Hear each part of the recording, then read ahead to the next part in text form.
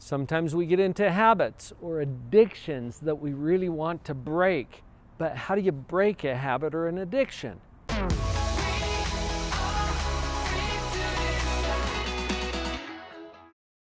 You've had a lot of other tips in different videos. I've got my friend Blue Robinson here today, who's an expert on how to break habits and addictions, because you work with addiction all the time. I do, all the time.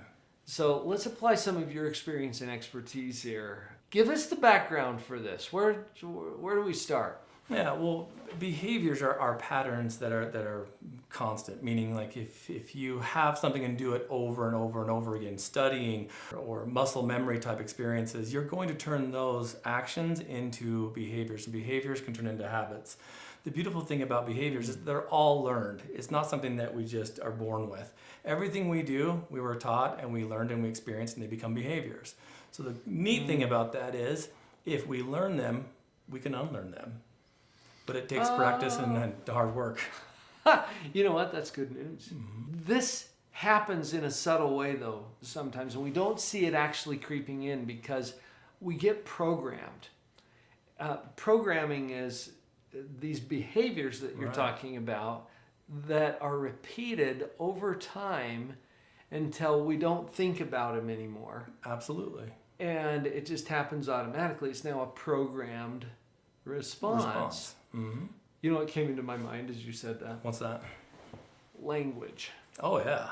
English. We're speaking in English. I've noticed. Did you choose to speak in English? Just what I know. It's just what you're programmed with. Right? Absolutely. Now, some of you are not native English speakers, and so you're switching into English mode, or you might be using the captioning that YouTube provides. But you switch into English mode on purpose, even though your programming is in a different language. You and I are programmed to speak English. Mm-hmm. And so that's where our mind wants to go because of that habit that's been formed. Absolutely. So that to me is a compelling example of what you're talking about. Yeah, absolutely. And the beautiful thing about habits and behaviors is that when you're unlearning them, it doesn't always have to be a negative response in order to change that behavior. Meaning, you have a kid that starts sucking their thumb. They sell the nail polish. It tastes awful. I know some kids that actually enjoy it, so it doesn't change that. It just reinforces it. It's made out of cayenne pepper or something. Absolutely, yeah. And some kids really enjoy that, I guess. So it doesn't always have to be negative. Positive reinforcement can also be a great motivator to changing a behavior. Yeah, having a strong enough why is one way to think about that. Absolutely. And with that why comes something that I coach and teach an addict athlete, which is an I am. You don't want to focus on what I'm not, You want to focus on I am. I am worthy. I am powerful. I am strength. Instead of I am pitiful. I am remorseful. You want to change that perception of who you are at the core, as it will start producing into areas of changing behaviors. What motivates you? You have to be able to label that with an I am. And it's more than just a perception. Absolutely. It's a declaration, really. It is. It's like an intentional creative statement. Absolutely. It's like, I am a smoker. Well, that sounds kind of negative. What if you said something like, I am health? Well, I am a smoker and I am health. They don't really mix together very well. Right. And so realistically, your mind doesn't tell the difference. It believes what you tell it. So if you tell it that it's health, as you're moving away from being a smoker, it'll become that. We call that faking it until you become it. We call it in coaching good practice. And I prefer that too, Blue, because fake it till you make it. Yeah, there's some utility in that concept. Absolutely. It feels fake. It feels phony when we say we're faking it. But I like what you're doing with this practice. This is something I'm practicing. I'm developing, I'm building, I'm creating. See, these are active processes that we're engaged in. Action-oriented. If you're learning a new language, for example, and might I suggest Finnish? That's Go my figure. second language. Probably it's not going to be useful for you. But if you were to learn Finnish, what would it take? A lot of study time. A whole lot of practice. Right? And so when I was starting to speak Finnish and to learn the language, I could have taken that old approach of, oh, I can't speak Finnish, which technically would have been true. Yeah.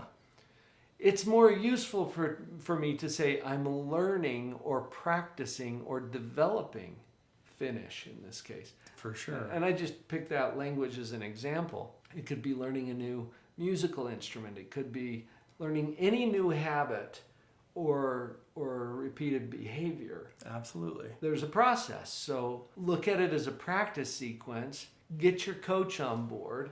Yeah. I can see how this is coming together. And move forward with it. I mean, I had to fake being a student until I became one, because I had awful study techniques until I started looking at the bigger picture here of what I wanted at the end.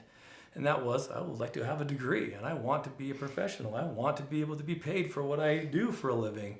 Therefore, I couldn't tell myself I wasn't a student anymore. I had to tell myself I am a student and I am a graduate. And those attributes help my behaviors and mindset shift to where I became it. And I've done a pretty good job of faking it because I've got the letters behind my name now. So it works. It literally works.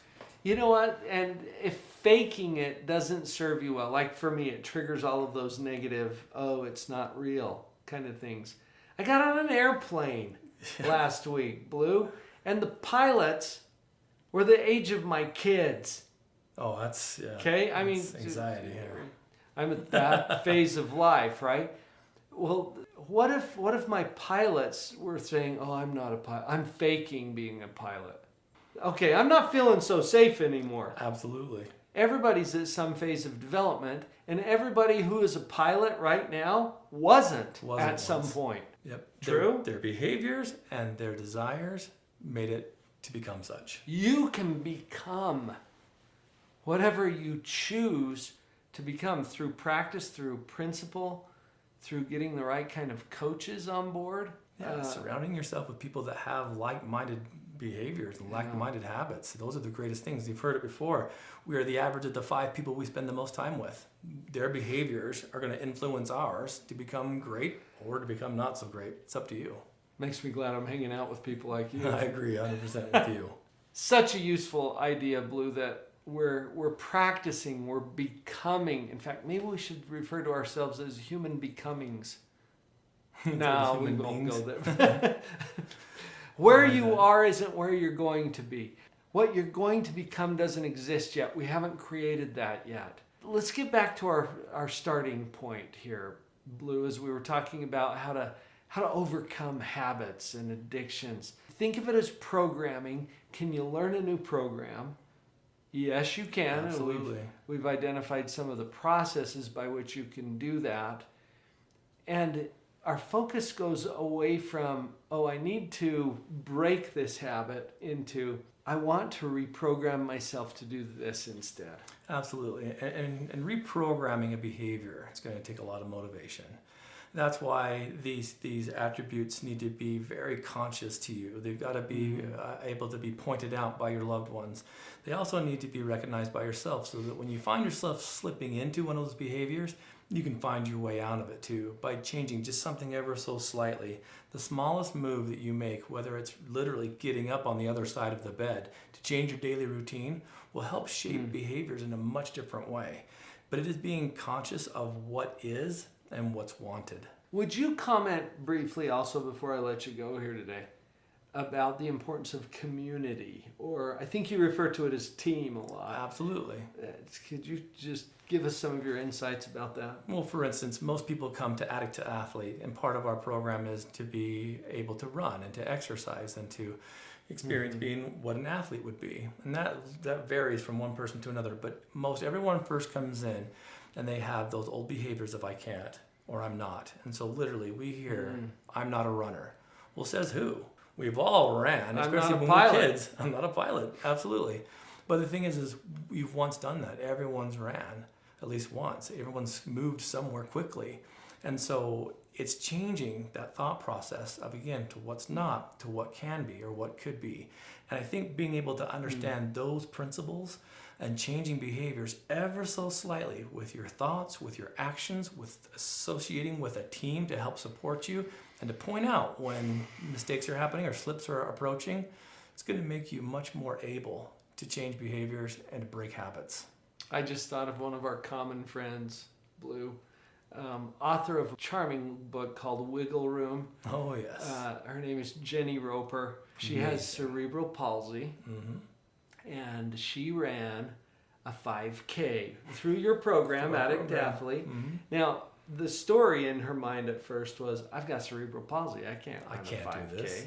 And her behaviors and habits matched that. Yes.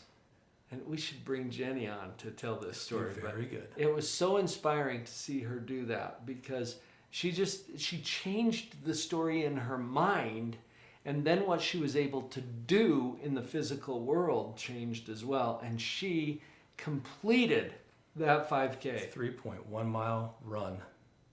Yeah. It can happen. In the way that she runs. Absolutely. And she talks about that in a way that is just so funny and entertaining too. But absolutely. And it great changed her behaviors of what she could do. Yeah. What could you do if you changed the story in your mind? Get the right coaches on board. Form that community. It's powerful. And it can be done. Blue shared some great ideas with us there. If you'd like a little bit of individual coaching, go to liveonpurpose.coach.